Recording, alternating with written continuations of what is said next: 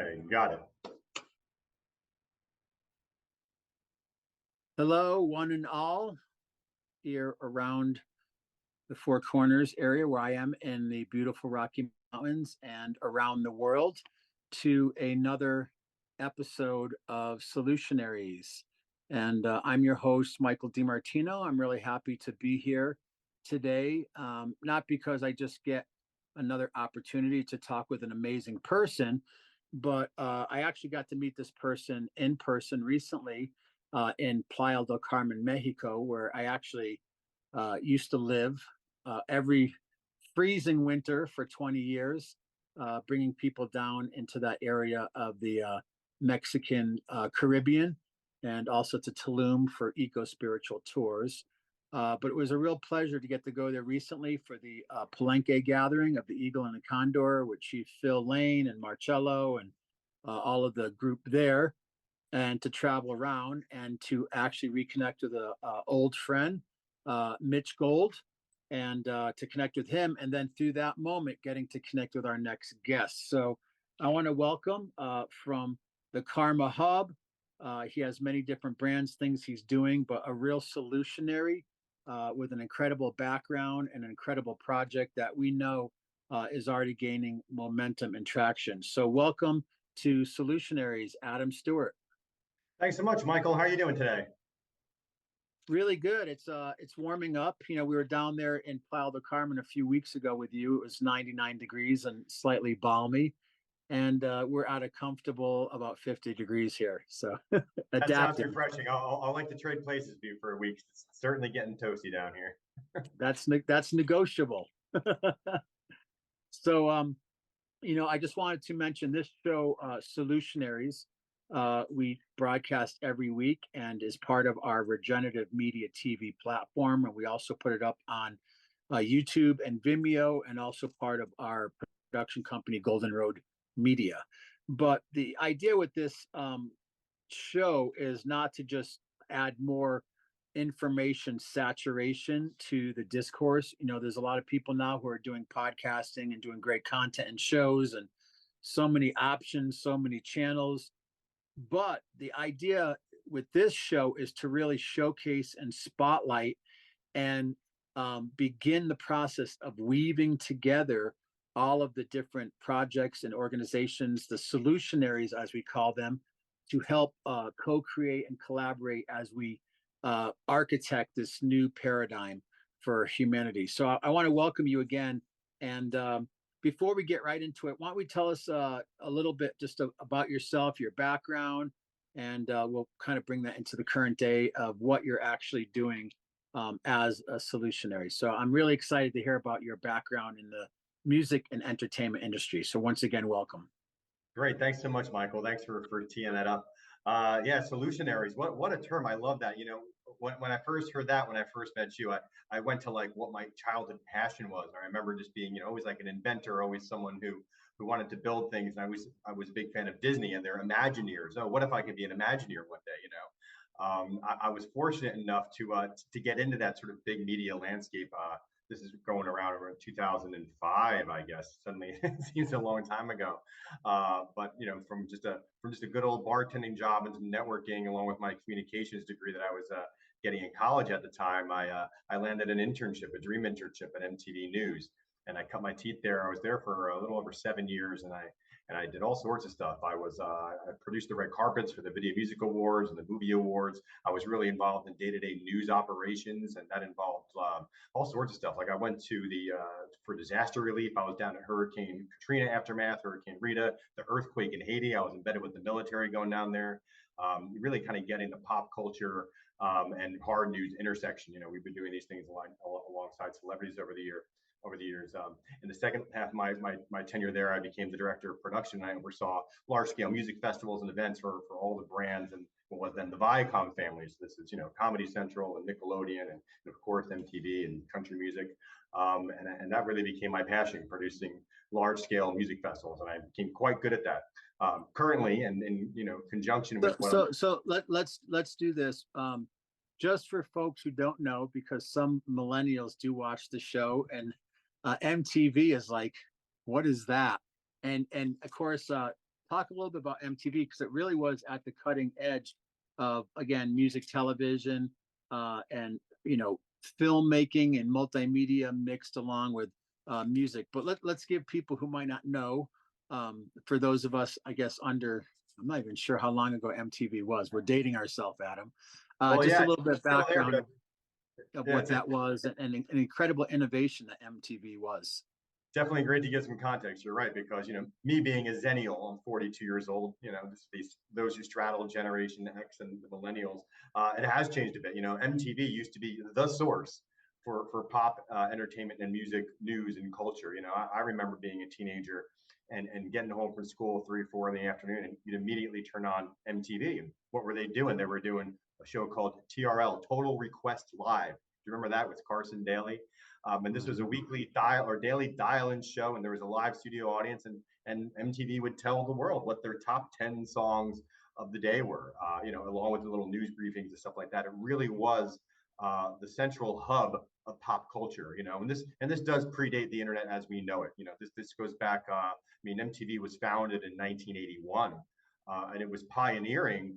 I think really until the social media platforms came into such big play. That's when the business model started to change there. So, in terms of brand recognition, of course, there's a lot of really talented people who came out of MTV, and a lot of them are still very good friends of mine. And they go onwards to produce, the Oscars and the Emmys and Hollywood films, and a lot of them get into music production and event production. So, it was probably the best incubator I could possibly have. And in my time there, I learned that everything is figure outable. There's a solution for everything. And if you have the right team and of course a little budget behind you, you can be real creative and you can do things and you can really think outside the box. And that's how I rose the ranks. I was definitely one of the younger senior people involved in a lot of these things. And it really was just kind of forward thinking outside the box. Well, what if we've always done it this way? Why don't we do it that way? That sort of led to me, being in this conversation we're having now. And that's actually what led me to depart that career. This is going back 6 years ago now. This is 2018, before the pandemic. And I was running festivals at the time, and I said, "There's got to be a better way to do this." Well, I'll say this: it was great branding. So all together, we're going to say the slogan for MTV together, if we remember. Okay, it's back there in the sun. 1, 2, 3. I want my MTV. MTV. So it still And lives. they Yeah, scream it every, an essential cornerstone, really, for not just entertainment, but entertainment partnered for a cause. And of course, we could recap some of the amazing programming and stuff that happened. So, seeing that you did that, and you're talking now about you've had this epiphany about there's more potential than maybe what you were doing, and share a little bit about that and how that came to be. Well, yeah, it's interesting working so long in the live television, live events, especially a big media company like that. You see a lot of how it works, and also the dysfunctions of that. For all the wonderful things we did, I mentioned briefly, some of the responses in the news world. We got involved in the political campaigns, like the Choose or Lose campaigns, which are very popular. These were about increasing voter registration and being unbiased in terms of what the candidates were presenting, and kind of showcasing those in a cool light. Again, alongside celebrities and through the lens of music. But there was also, some dysfunction that came out of that, and some, typical corporate baloney. It was always kind of pressed upon me how we always preached fans first, fans first, fans first. But in reality, it was sort of like shareholders first, and I think that kind of bled through to the dilution of the products that the networks put out over the years, and really in the past 10 years specifically. We saw the rise of the reality TV star, and the afterthought on music. I can't tell you how many times, Michael, that I would be just, in casual conversations with people, and they'd hear I worked at MTV, and the first thing out of their mouth was, "I wish they would play music still." So there was always sort of that give and take. My response was, "Well, how do you find your music now?" And they'd say, "Oh, well, Napster at the time, or YouTube, or moving onwards to iTunes and things like that." So we as a culture have had a paradigm shift in the way that we discover new culture, and the way that we're told the things that are cool or musically sound, or film. And we really have ushered this new age with social media, where the cream has the potential to rise to the top, and it usually does. The major networks, they are in a bit of a perilous situation, and that's sort of why I and others kind of left, because we took it from a place from where it was okay, for instance, MTV News, a lot of things changed in media across the board in 2008 when the big housing market collapsed and the recession collapsed. I mean, media fundamentally changed back then, and many people don't know this. And I saw it, with my own eyes. I was working at MTV News at the time, and the markets crashed. We had, I think it was a $3 million operational budget every year, and that included a lot of our permanent freelance staff. About 75, 80 people, and these are passionate folks who are experts in rock and roll and pop culture, hip hop. Um, Now the budgets are being slashed. We were laying people off, and considerably. I think our budget was cut down to $500,000 to operate as a network that year, and it was really jarring. So our vice president at the time, the senior vice president, said, "Well, we have a solution. We're going to do this thing called integrated marketing." And we said, "Oh, great! Our jobs are safe." What does that even mean, right? What's integrated marketing? Well, integrated marketing is, in the lens of MTV News at the time was, we're going to cover this band not because Adam is a journalist and says this band is great, but because Subaru has bought a sponsorship and they're going to sponsor this band and do pieces. So it was sort of a light peppering of pay to play news, and we've seen this ripple effect in the mainstream media, especially now, especially in the pandemic. Even excuse me, even in filmmaking right now, the idea of like constant corporate product placement and the diluting down of storyboards, and then co-producing, associate producers, and pulling the puppet strings because of corporate and financial investment. It's become a whole, I mean, really look at corporate media in general, right? Yeah. So huge change in the landscape. Yeah, it's interesting too because it's sort of a double-edged sword, because in one sense, yeah, these big networks have big budgets. We can do amazing things. I mean, producing a show like the Video Music Awards, that's 20 or $30 million venture. Producing these big music festivals that I'd be involved in, these were $5 to $10 million ventures. But there was always that ad sales to support it, which was in big favor because Pepsi and Coca-Colas and the Procter Gambles of the world, they were very used to writing very large checks to ours and other networks. But now with the rise of social media and the independent media, which I think is a fundamentally beautiful thing, I think a whole other conversation is a deep dive into what's the truth and the censorship issues around that, and what are the reasons for censorship? Are things being censored because we're making violent threats and things like this, or our whole narrative is being censored because they go against what a sponsor says? And this is where the problem occurs, I think, is the media continues to reinvent itself. So how do we shift in that new paradigm seamlessly? How do we fund journalism as it currently stands, and just media as a whole? These are things that are still getting their roots, but we are seeing a rise in new types of media and new brands that come out of left field and suddenly have gravitas to that. You look at a company like Mind Valley, who's a media company. You look at some of the other ones. I mean, it's very conservative, but like a Daily Wire that comes out of nowhere, and that's based on like fan support. So it's very interesting to see that climate shift. It's also a bit of a kind of a moment for pause and nostalgia, the heyday of the media, which has clearly come to an end. But I think what's being called for now in the public voice is accountable news, is non-biased news, is nonprofit news and nonprofit media organizations. These are the ones that people feel like we can trust because, as a whole, just speaking for myself and my peers and those who I interact with, a lot of people feel really duped about what's going on now, and they start wondering, all right, well, I used to have 5 or 7 channels to look at, and that was the news. Now I have all these channels. So why are the original 5 still holding on so hard? What are they trying to hide or cover up? And it may not be nefarious, but it may just be simple, investment principles and things like that. But it has spawned a new age of independent journalism, which I certainly am a fan of.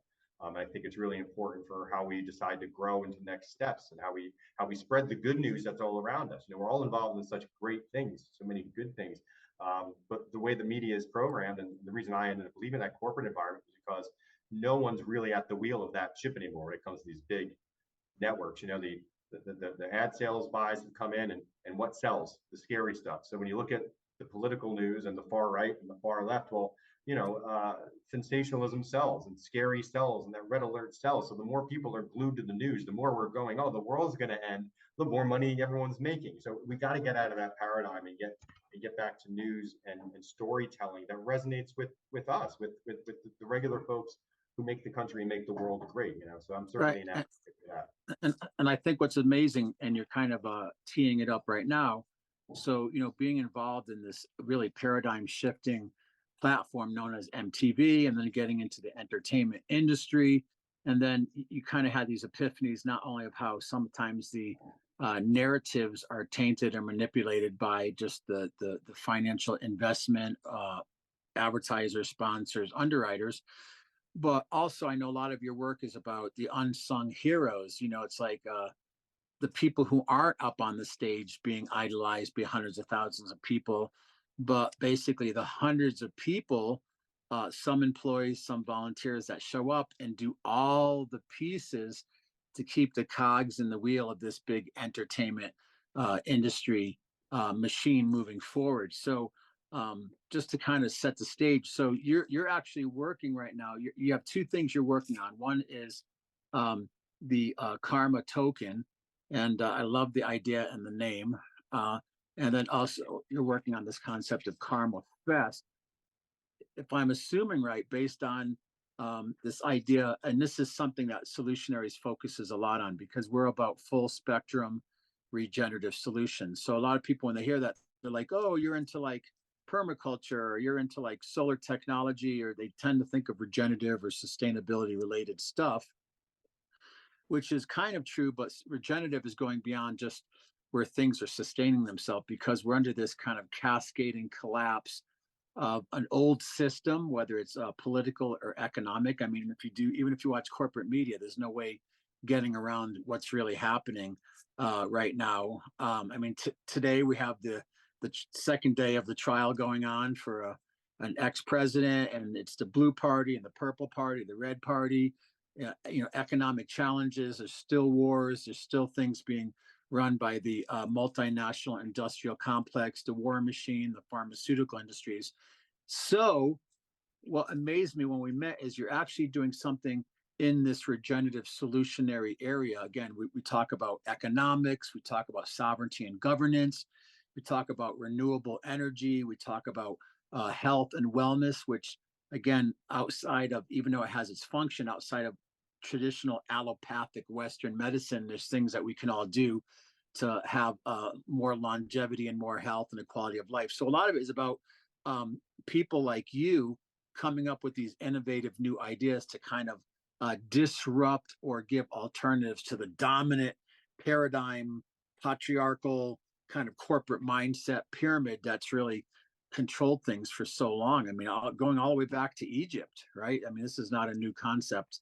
The pharaoh or the CEO and the top 1% making the top 90% of all the money. But you have this incredible idea, and I want to commend you because it really is based on principles of energy equity, reciprocity, everyone getting their contribution acknowledged, and you have this thing that you call karma tokens. So give us a little insight of how did you make the jump from this corporate environment and seeing all these things and having this kind of epiphany and realization to having the innovative idea to actually do all the work that it takes to get this karma token launched.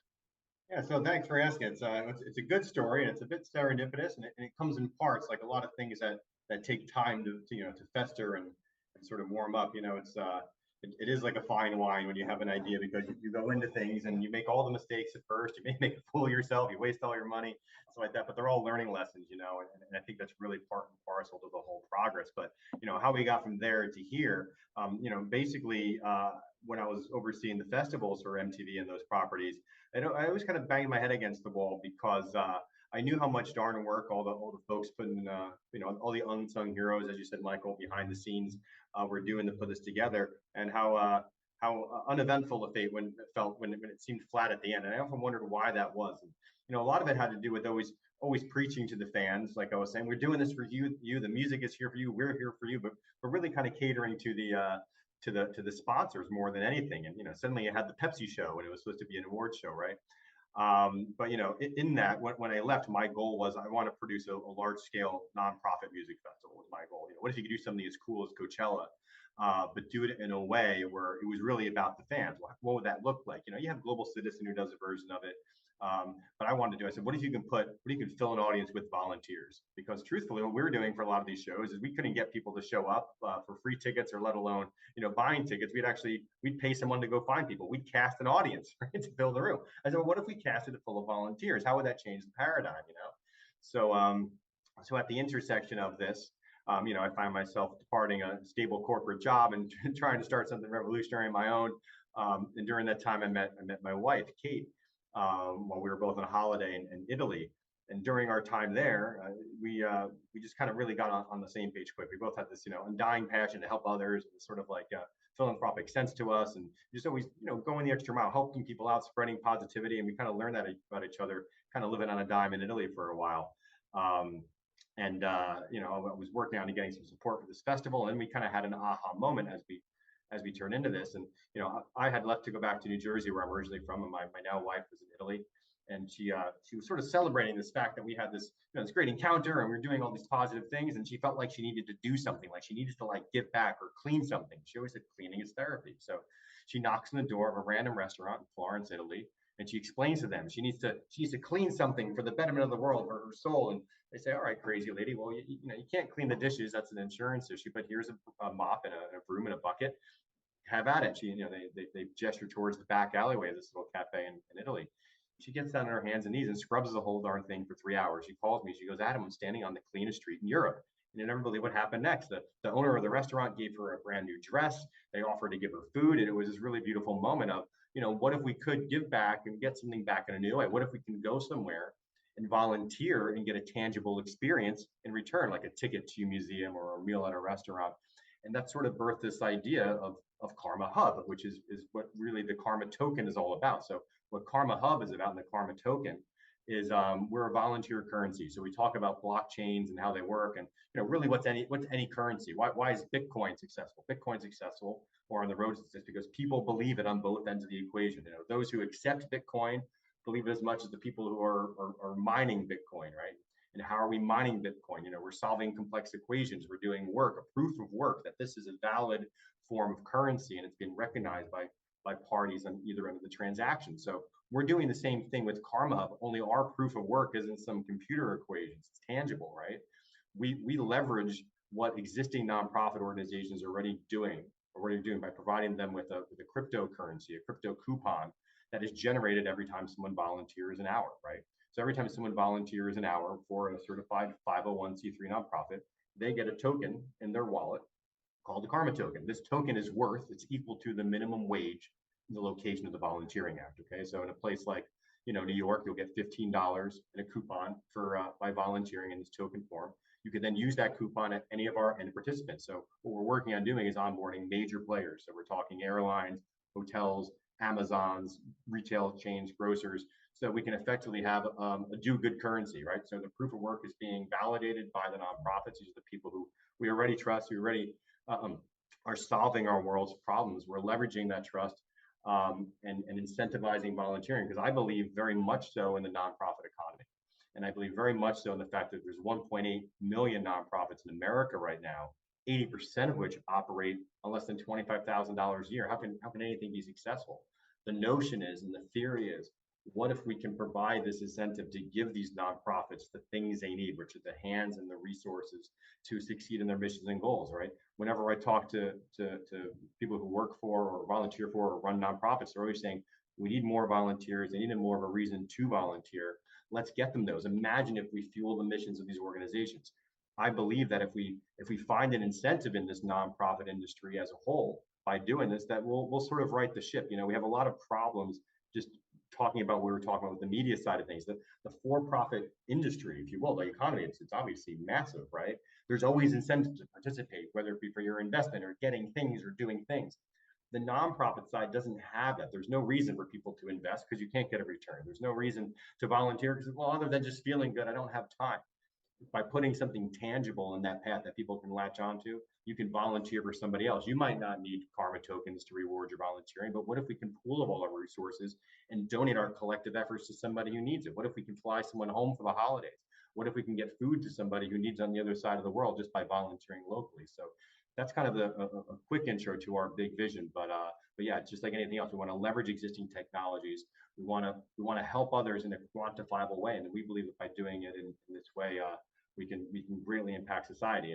And to kind of tie the loop and how that relates to a music festival, this is going to be our launch party, and that's the ticket to get in. It's volunteering. So before we dig into that, and let's say for a lot of people who are watching, maybe they're completely they don't know about Bitcoin. All they know is they put money and they get these coins, and how are these things backed? What's its value? And of course, there's been like what's his Samuel Bankman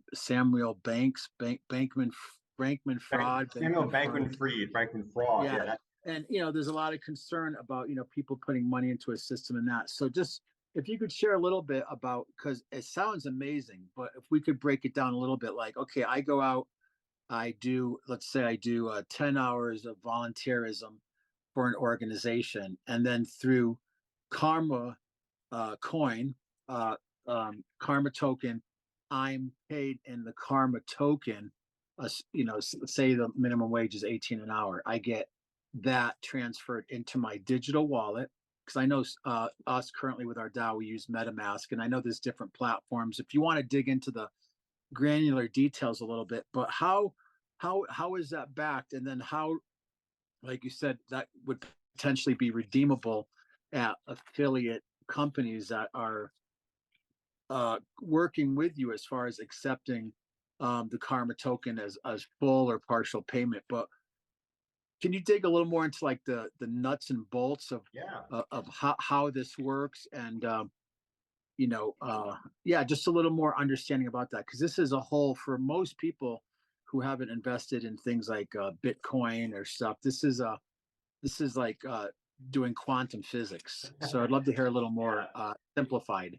Yeah, it can be a different world, and maybe I can share my screen here in a couple of seconds. I can pull up some things that'll illustrate that. But in a nutshell, maybe it's best to talk about the differentiators to tell you what Karma tokens are not. Okay, and we can explain Bitcoin, um, kind of in chunky ways, just to kind of explain what it is and why there's a belief in it, why it's gone up in value. Everyone's heard of this, right? So the way most currencies work is that any currency is something that people mutually believe in. All right, the U.S. dollar works because both the person who earns it and gets it from their job holds a belief that they can use that, and that the person at the store will accept that currency because they believe it has value, right?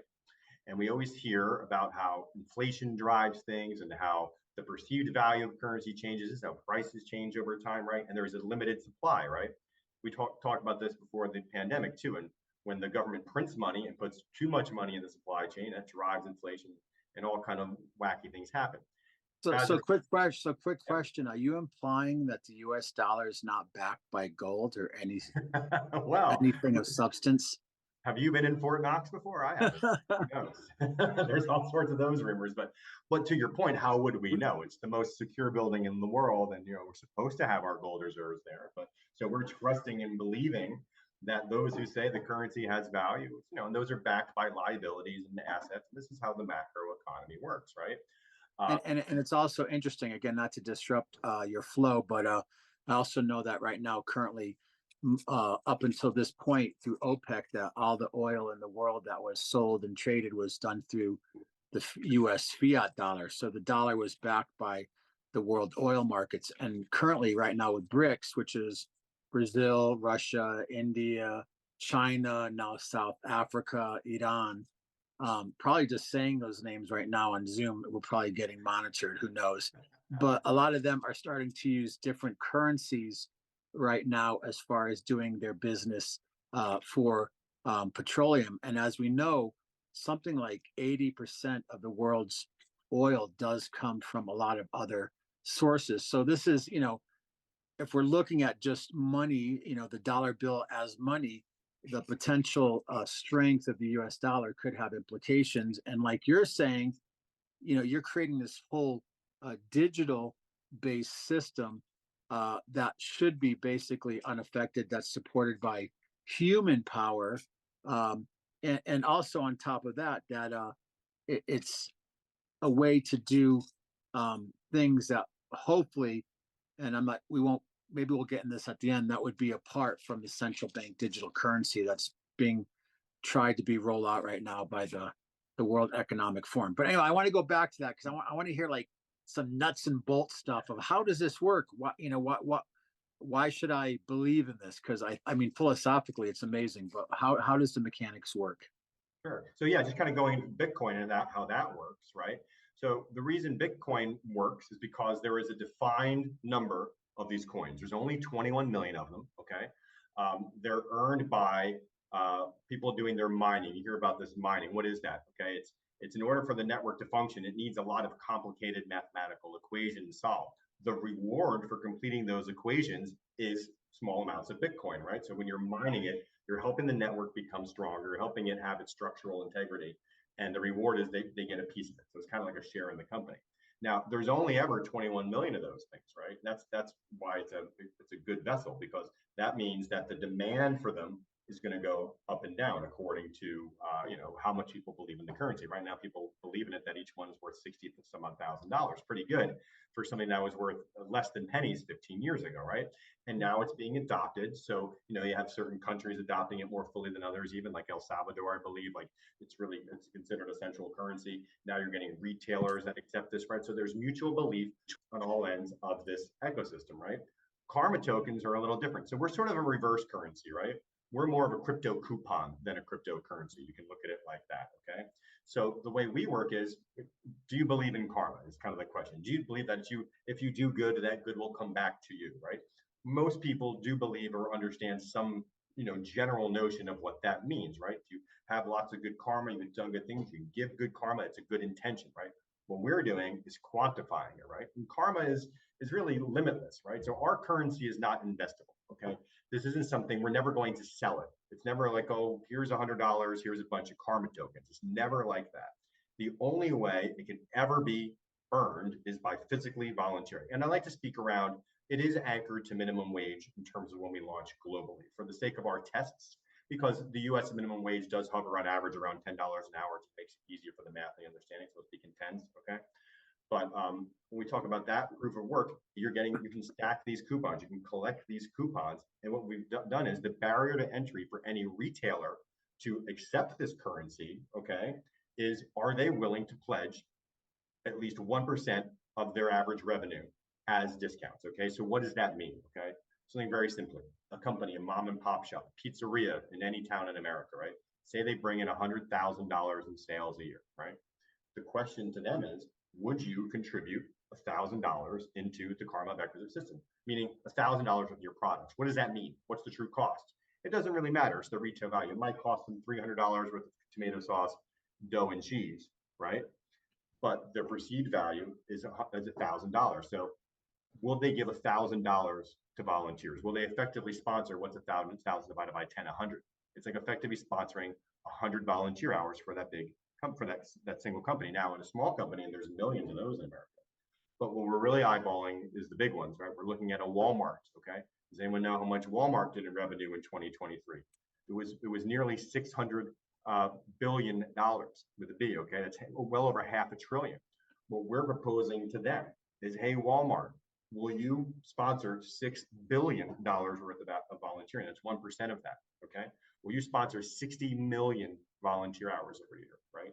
So we're getting into the ears of these big players because a lot of them, especially when you're looking at some of these companies in the travel, entertainment, and hospitality space, like you look at occupancy in hotel rooms, it's quite low. It's about 30% empty. You look around like Major League Baseball is a great example. They have 100 million seats every season across all games and all stadiums. What if we gave 1% of those, 1 million, to volunteers? Imagine what that looks like, having the neighborhoods for which the stadiums exist come out and support their teams in the name of this program, right? And within that, we also, when we get the collective to agree, the real vision, and I'll share my screen now because it'll help illustrate it. Well, I will say this: I love your approach because over the last 20 years or so, I've been involved in different groups. I tried to start like a bioregional or community currencies, but the problem was that you would get it, but no one wants to accept it. So you're going right to the top of like the corporate food chain, saying, listen, break off 1% of what you do for volunteer equity, and we can help fuel and facilitate so many more resources for volunteerism, whatever it is, cleaning up the environment, helping out an event, working for nonprofits. I mean, it's really fascinating, and that's what it really compelled me when I met you and figure out how to hitch our wagons together and collaborate. And we'll talk about that at the very end. But you put a lot of thought into this, and you're getting the big players enrolled. So okay, great. I see the screen share. Yeah, so this and exactly, like a lot of these smaller tokens don't work because their markets are too small. Like they're looking for a proof of concept at some level locally, which is good. It's very good. If you have a coin for your own ecosystem and it goes for your own needs in that small ecosystem, it's fine. If you can have a reward and an event, it's perfect, right? But we're talking how do we have a global solution? And this is I've always been in big. I've always done big things. I think big and big and how to do things. And I know for a fact how much is wasted in this world, right? And it's like you constantly have these giant companies spinning their wheels. They're talking about all this extra money they have, these buybacks, these things like that. Like again, what if we took that excess and put it into the do-gooders, right? Because we do. We have two economies in the world, right? So yeah, the big vision is literally at every point of sale. How would you like to pay today? Cash, credit, or karma, right? What a refreshing thing that might be, right? What does that look like? Where the cashier can say, "Oh, you're going to pay with karma today? Oh, what did you do to earn your karma tokens?" I have some 15-year-old kids saying, I volunteered for 20 hours at my dog shelter and now I have a new bike. Thank you so much, right? Like how beautiful will that be? So So, we so believe, a quick question: is the karma token retroactive for the 10 million hours of blind of decades of community service? Like I always tell people, I'm going to put that in my karmic bank account. and well, the goal is so in 10 years from now, we actually can do that. We have to start from okay, somewhere, and the reason why we've chosen obviously the 501c3 nonprofit, it's actually a pretty accountable model. Like part of our registration requirement is that as a nonprofit, basically as a nonprofit, the platform feels like Yelp. It feels like Yelp for a nonprofit. Okay. So you're going to have all your information on your page, where you are, the category of nonprofit. So you're a soup kitchen. Okay. You're also going to have your supporting government paperwork. This is your Form 990. This is your annual tax return that's required for all nonprofits, and it states your activities, including a summary of your volunteer activities. So you, as a potential volunteer, get a glance at what this organization is all about, how they use their resources, and how they use their volunteers. Right. This is across the board. There are categorical exceptions. We don't work with religious organizations or political organizations that also have 501c3, but there's a whole list of exceptions. So we really are dovetailing across the IRS's existing protocols because we want to leverage that, the factors of trust and truth and transparency. And we put this all there. So effectively, the nonprofit is, they're offering their volunteer opportunities like a restaurant. So instead of a table reservation, you're going to have a volunteer reservation, right? That's how it works basically for the nonprofit. But kind of like Uber with the geo check-in, I go in and volunteer at your nonprofit. Click, I get a notification. I'm checking into that event, and a volunteer coordinator checks us in and out of the event. So it is really good. We have that transparency level on top of it that we want to, guarantee that people are doing the work and that the acts of service are benefiting those who, are accountable. Becoming a nonprofit organization, if you know anything about it, it's very difficult. And it's very difficult to maintain that status. And you have to show ironclad proof so you can get the tax exemptions. All right. So we want to make sure again that we're using leveraging these systems. My general philosophy in life, in music production and in this, is that the world isn't that broken. It's just disorganized. If we can organize everyone's efforts and use existing systems in a new way, we don't need to reinvent the wheel. We just may need to turn it in the other direction, if that makes any sense. So that's really what we're doing here with KarmaHub. And oh, you went a little too quick there. But these are just some of the problems that currently exist in the nonprofit and volunteer sectors. Like I was saying, organizations across the board need more volunteers, right? And they need new ways to volunteer because it's very fractured. We can date on demand, we order food on demand. We can't help people on demand. That's what we want to do with this. We want to give volunteers a really easy, low barrier to entry to helping out in their community, right? So this is a directory. This is like Tinder for nonprofits. Swipe, swipe, swipe. Oh, I'm interested in this one. Oh, not that one. This one I resonate with. Now I'm booking a volunteering event, right? And this is all like a rating system too. So you show up, you give your best effort, you get 5 stars, you get your karma token. If it's bad, we have methods of 3 strikes and you're out kind of stuff. So there is an ecosystem. The $1 million marketing phrase right there. Tinder for volunteerism. Exactly what it is with rewards, like, so there's a level on top of that, right? So yeah, Yelp for nonprofits, Tinder for volunteers, and it's like a Venmo for businesses. It's a payment method, right? We're QR code based. So when you compile your tokens and you wish to redeem them, you're going to generate a QR code on your phone that the retailer scans and updates in their backend, and everyone's happy, right? But we do want to give to these nonprofits because these are the ones who are tackling the world's biggest problems, but they're shorthanded, right? So we're going to provide them with these, and we're also going to figure out how to again take the excess from the businesses because all businesses want to help out, but they're often tied into their existing methods. Oh, we always do a volunteer day with this group or that group. There's nothing ongoing. It's very episodic, right? So how do we make it better? And this is where KarmaHub comes along, right? So this is how it works. Like I said, you volunteer at any nonprofit organization who's registered with us. For every hour you volunteer, you're going to get a Karma token in your Karma bank, right? And here's the cool thing. So you understand the basic principle of, oh yeah, you can redeem things to it, towards it. But also the better part is the fact that you can donate them to others. Because a lot of people will say, look, I'm financially well off. This isn't the reason I volunteer, right? But what if you could volunteer on behalf of someone or someone else?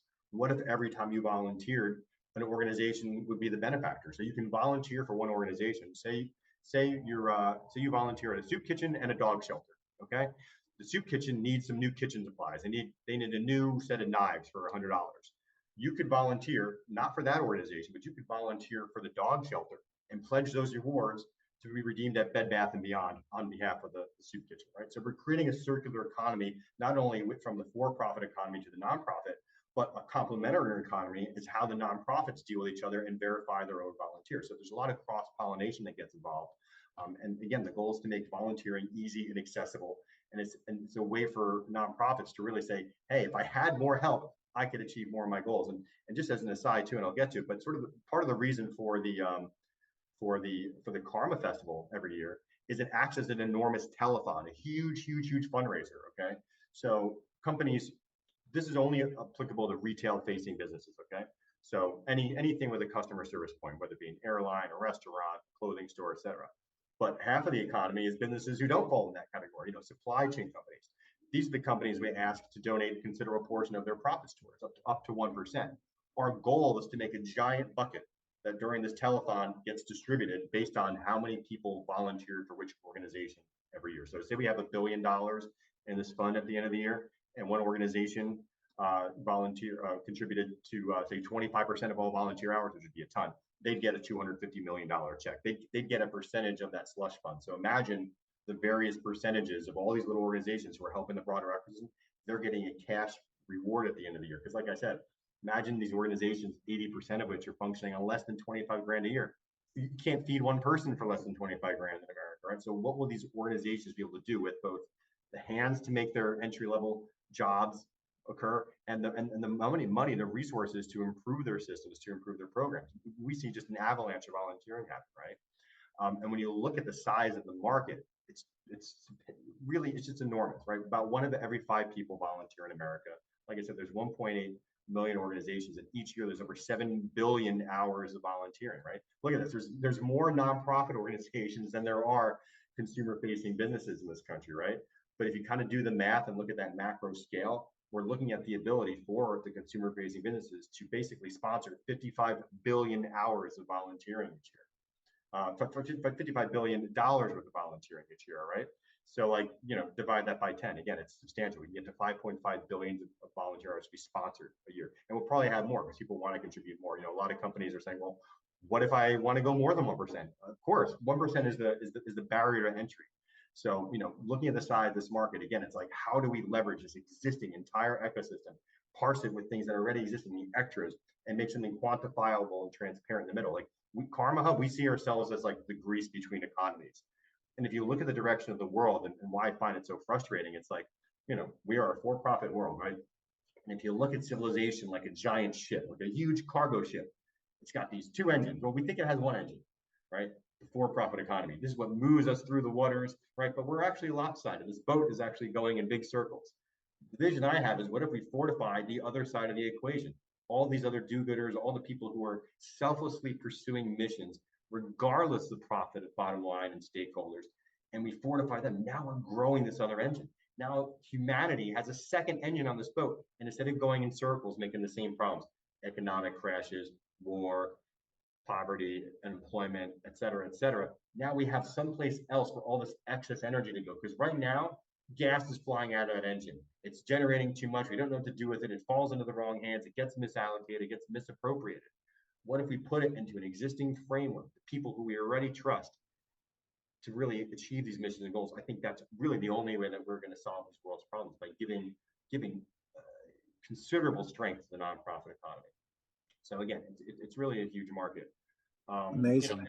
and I can go on and on here. I'll close these out for No, now. well, we got about 10 minutes left, and I just want to make sure that you had an opportunity to share some of these slides, because again, more than just pipe dreaming, I mean, with your background, partnered with the music and entertainment industry as a public facing platform to market and to promote it, and also to get people enrolled in the program and the ecosystem. I mean, you have a lot of the elements, and you've obviously done an incredible amount of research, so it really makes sense. So right now, do you have a potential like full launch date for this? I know we've entertained the idea of, I depend heavily on volunteers, and we have our big Earthstock Eco Spiritual Summit coming up in August. So, we had offered ourselves to be a ethical guinea pig, let's say, to maybe reward some of those volunteers. But do you have a kind of a mind map or an idea of when you're hoping to launch? I mean, again, this is I'm sure a many year legacy level project. You don't just put a PowerPoint together and it happens. I'm sure you're looking for support and investment, but how is it looking as far as your projected launch for this really world benefiting, world changing platform for rewarding equity to volunteerism? Well, we think it can happen quicker than most would think. We do have a lot of stuff done, but of course, like everyone else with big projects, funding is always an issue. We are, in all likelihood, going to pursue and see through some sort of version of this for your Earthstock, Michael, in August, which would be phenomenal. But we're eyeballing a date for KarmaFest. We're hoping in the fall, ideally just before Thanksgiving. Okay, so mid to late fall. Our hope is, we have a front end built, we have a back end built. We need some worker bees to come in and kind of bridge the gap in the middle. We're looking for a relatively small sum, somewhere in the order of under $50,000 to finish our technology. But then it really is about parsing our partnerships with our big brands, and that's a process we're in right now. So I've been reaching out to a lot of my old colleagues to sort of like this spark, because there's one thing I do know is the ability of big media to move quickly, and that dexterity and that desire has not gone away, and the constant search for the next big thing, the thing that we can get on the same page for. So this is where I'm currently standing in terms of working on inspiring folks in the music entertainment space. By working with some of my old colleagues at MTV and some new folks that I met over the years, through some other big media players like Netflix and Live Nation and AEG Presents and Spotify. Where we have some ins in the camp of Bob Geldof, who was the initial producer that you know as well from Live Aid. And this is really what KarmaFest is. It's sort of like Live Aid meets NFL Red Zone for 3 days straight. Imagine 24 hours of music from around the world, telethon format, multiple hub venues. But we're also going to be taking feeds in from artists who are already on existing tour. So we're going to be saying, hey, Taylor Swift, will you donate an hour of your performance from Prague or wherever you're performing? We're asking that the venues that these artists are performing in to donate 1% of their seats to the program to volunteers, to get volunteers in the seats. So, we're sort of going omnidirectionally at the moment, knowing that one thing is going to hit, but like you said, after years of kind of development and R&D and getting ducks in the row, bit by bit, we got a little bit of investment money. Let's build this. We got a little. Let's do that. So yeah, we're very much in like customer acquisition mode now and finishing of the technology so we can run this. Because effectively, if you take all the flash and trash away from it, what are we doing for this test? It's service for seats.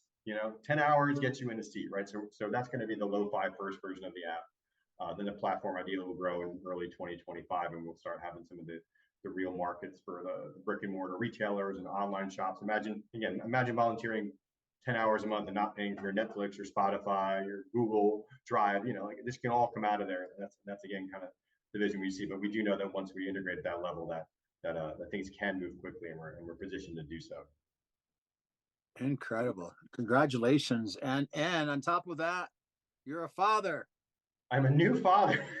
You are a superhuman superhero avatar level, my friend. You're Yeah, well, and my 10-month-old son is great inspiration because, I looked at the way I was raised and I was very fortunate, grew up middle class New Jersey, went to, good school district, that kind of thing. Didn't have any student loan debt, fortunately, in college. Um, but it's my obligation to pass that and better along to my kid and his generation and friends. And, I know there's a lot of scared kids out there. I know for a fact.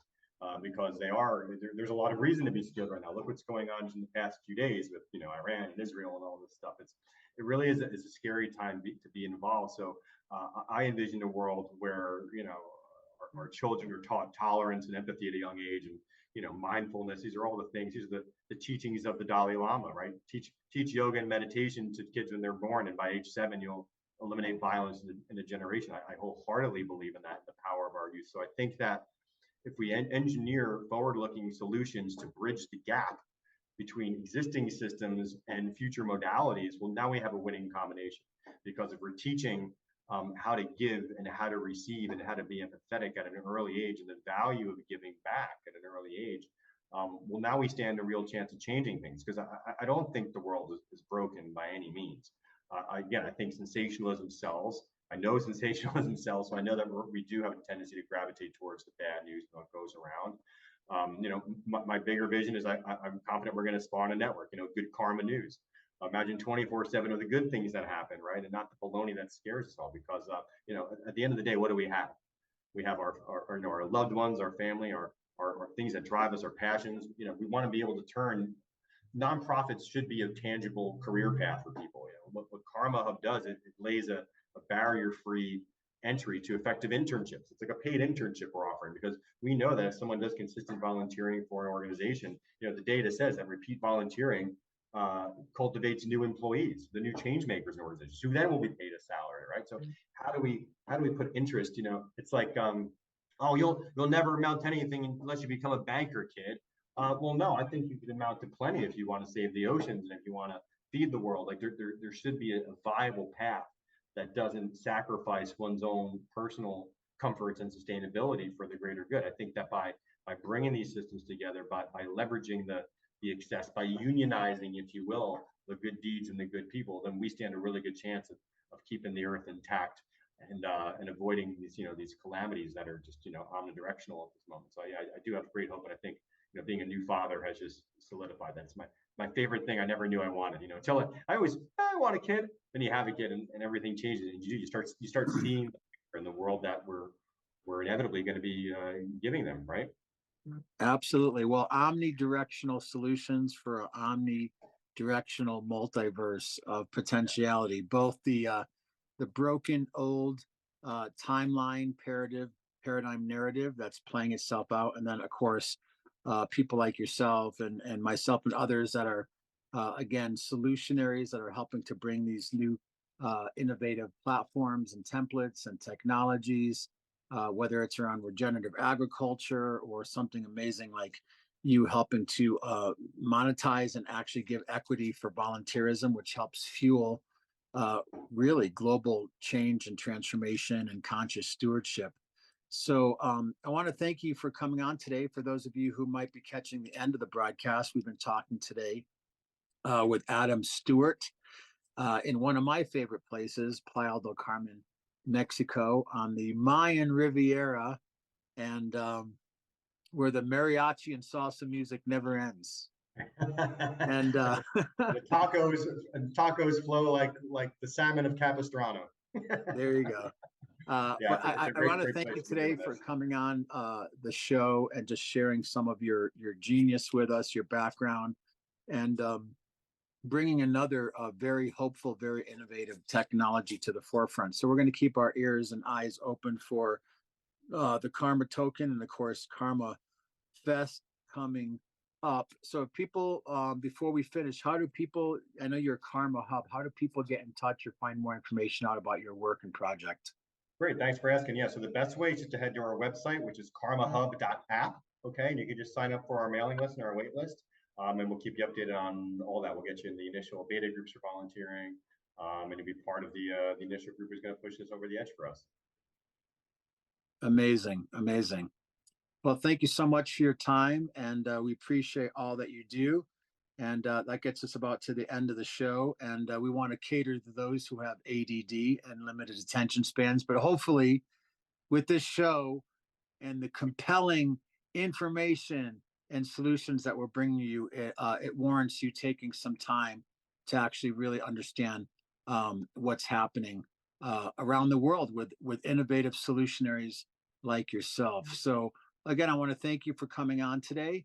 And again, that brings us about to the end of the show. And blessings to you and your family. And I hope to see you soon. And we'll definitely be staying in touch. And yeah, amazing to get to know you not only as a solutionary,